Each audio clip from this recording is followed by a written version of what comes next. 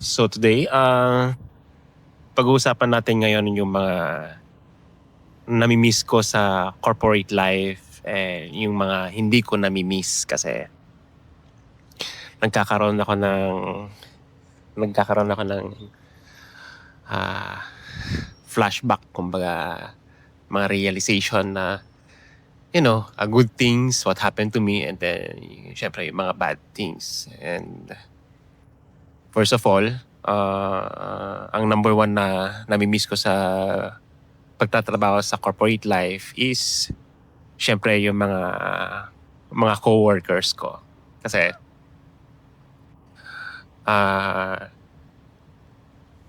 pagdating sa mga trabaho, sometimes you can depend on them. Pag may problema ka doon sa mga paperworks, they can help you. They giving you some advices. And sometimes they're giving you food pag alam nilang pagod ka na. A drink sometimes. And syempre, nagtutulungan din, kumbaga. At ang kagandahan sa corporate life, yung skill development, kasi not only hindi lang yung regiment na work ang ginagawa mo, they will give you iti-train ka for another skill. Like for me, ang nangyari noon is since quality inspector ako, so regiment yung ginagawa ko eh. And then my boss, yung unang boss ko, sabi nila, Toby, let me train you for non-destructive testing para ma-improve ka lalo about your skill. So inaccept ko yung offer na yon, and they trained me for around I think 1 month sa isang school. So after ng work ko, bago ako magwo-work, hindi. Actually, hindi na ako pumapasok for almost a month noon kasi schooling yun eh. So, pasok ako ng 9:30, uwi ko mga 4 o'clock. So, bayad yun, kumbaga. And then, which is good sa company, kumbaga, good na rin sa akin kasi gusto ko talaga yung non-destructive testing about sa inspection.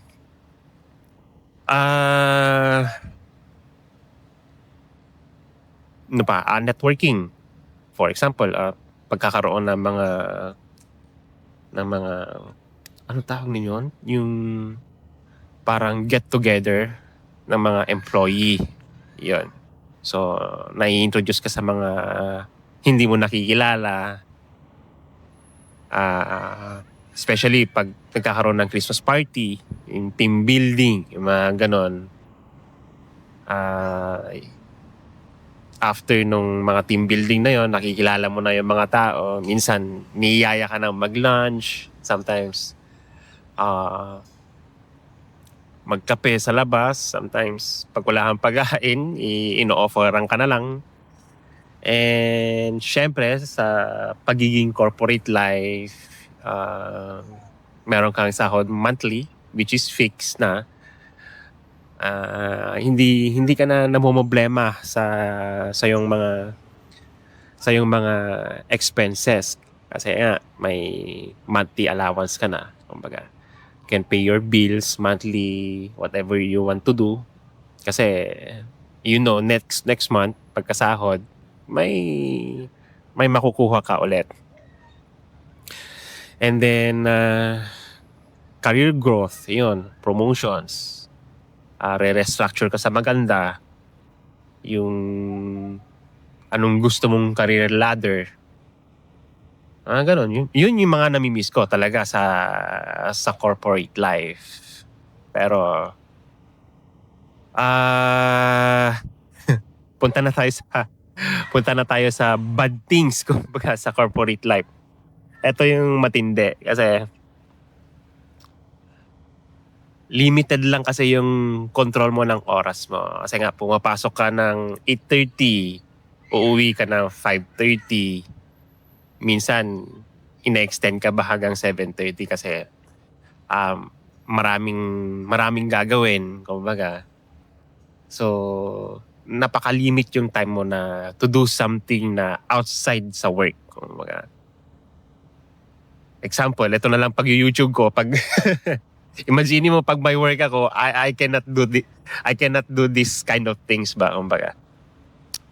Ano pa, office politics. Ayan, number 1 yan. Yan yung number 1 na talagang kalaban mo doon sa pagiging yung hindi ko nami-miss. Kumbaga, kaya asar na asar ako sa corporate life, especially sa politics kasi nga, especially sa boss. Actually, nami-miss ko yung una kong boss kasi siya yung nag-hire sa akin eh. Nung napalitan yung boss ko, ayun na, nagkaroon na ng ibang politics. Kumbaga, naging toxic na yung boss. Mataas na yung demand. And then, hindi niya alam paano mag-handle ng tao. Kumbaga, may noise lang ng konti, sasabihan ka na ba't mo ginawa to? Bakit yung mga ganito yung mga sinasabi nila sa akin? When in fact, dapat yung boss na yun is to do something that, to protect his employees rather than yung pinupush niya, kumbaga, na naniniwala siya sa outside pero wala naman siyang pweba, kumbaga. And then mga co-office mate mo na nagbabackstab sa'yo, maraming yung ganon. I've been there. The worst is I got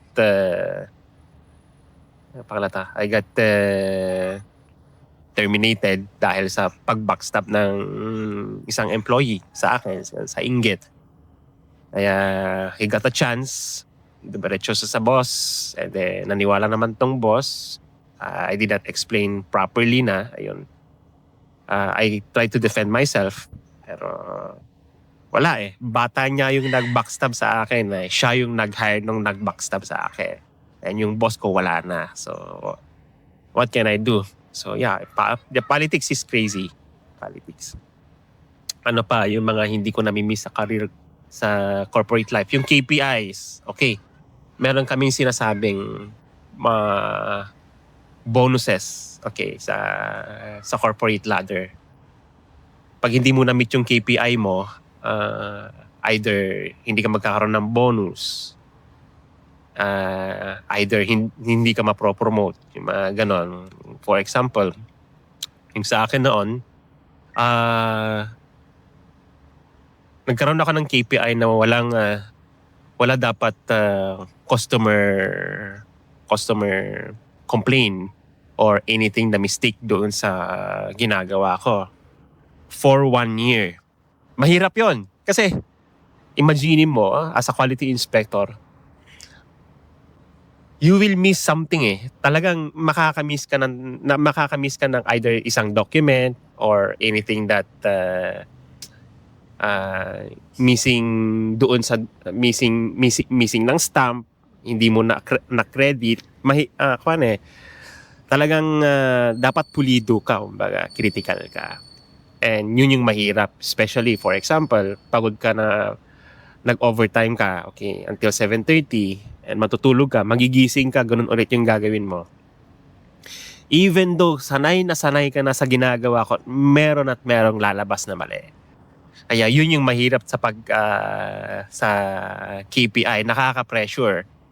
Dapat continuous tracking ka sa performance mo. Pag nagkamali ka, wala kang bonus. Another year again. So yun yung mahirap. So yeah, I don't like KPIs.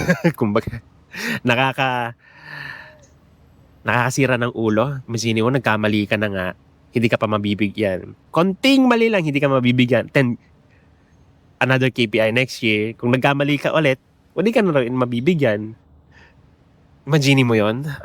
You need to step up talaga. Kumbaga, yung routine ng work, siyempre, yung routine mo, pag-gising mo 7:30, lalabas ka ulit na 4:30, yung rotation nakakapagod. As in, I don't know. Doon nag-start yung doon nag-start yung burnout ko. Kasi yung rotation. Hindi na ako makathink properly. Gusto ko na lang mag-MC even though wala akong sakit. I'm forcing myself to rest kahit kahit wala akong sakit. Pero yung feel ko yung burnout, ang hirap tumayo ng kama. Parang drinadrag ko na yung sarili ko to go para drinadrag ko na yung sarili ko para magtrabaho. Yung yung mga work-life balance mo, actually sa work ko walang work-life balance talaga. Since nasa production ako, pagpasok mo, banat agad. And then pagkatapos noon, may 10 minutes break ka, and then banat ulit. Sisitayin ka pa. Kung lumagpas ka sa break unang 10 minutes. Imagine mo, nagtimpla ka ng kape, sabihin natin 1 minute, umupo ka, uminom ka ng 8 minutes, hindi ka pa nakapag-relax, banatan mo na naman yung trabaho mo. After nun, break time, 30 minutes. Hindi ka pa na, after mong kumain, syempre gusto mong pumikit man lang, hindi ka man lang makapikit, trabaho ulit.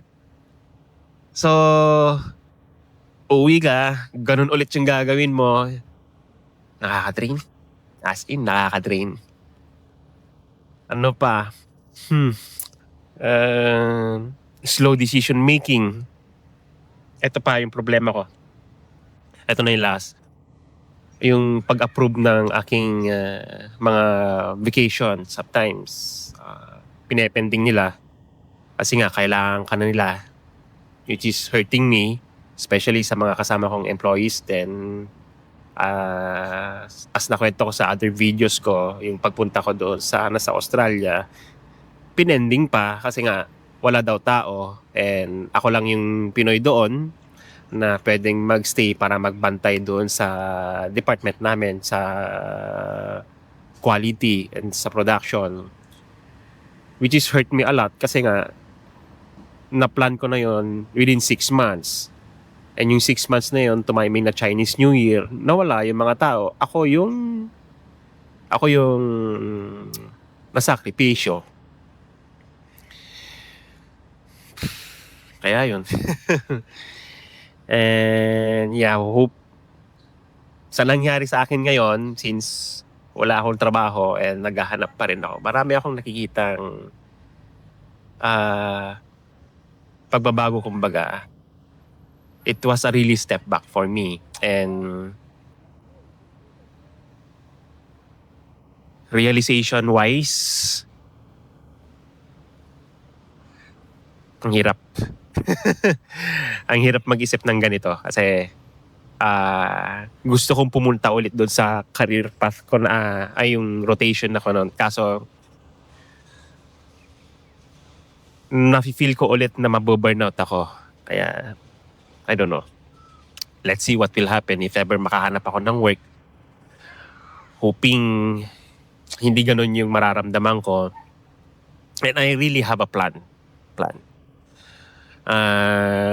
Ayoko muna sabihin dito kasi hindi pa naman final. So my focus is to find a new job. If ever man nakaipon na ng konti, let's see what will happen. So yeah, hoping you like this video and sana nakalearn kayo and just comment down below kung ano yung mga nami-miss nyo sa corporate life nyo and mga bad things sa mga corporate life nyo para mabasa ko din and we can communicate each other. So yeah, bye everyone.